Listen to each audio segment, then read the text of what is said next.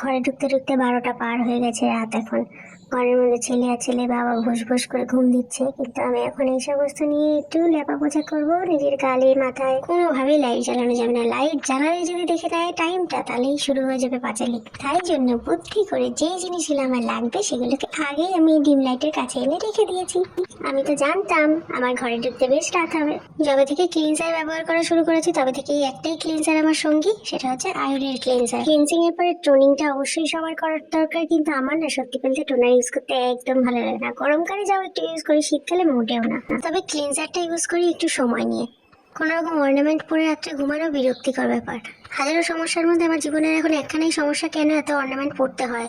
12 মাস night cream হিসেবে আমি ব্যবহার করি বোরোলিন। শীতকালে প্রলেপটা একটু মোটা করেই দিই। একদিন রাতে একটু বোরোলিন ভালো করে মুখে মেখে ঘুমিয়ে দেখবেন কি সুন্দর হয়ে যাবে সকালে স্কিনটা। পায়ে একটু ক্রিম দেবো, বডি লোশন নিয়ে এবার সোজা উঠবো বিছানায়। টাটা।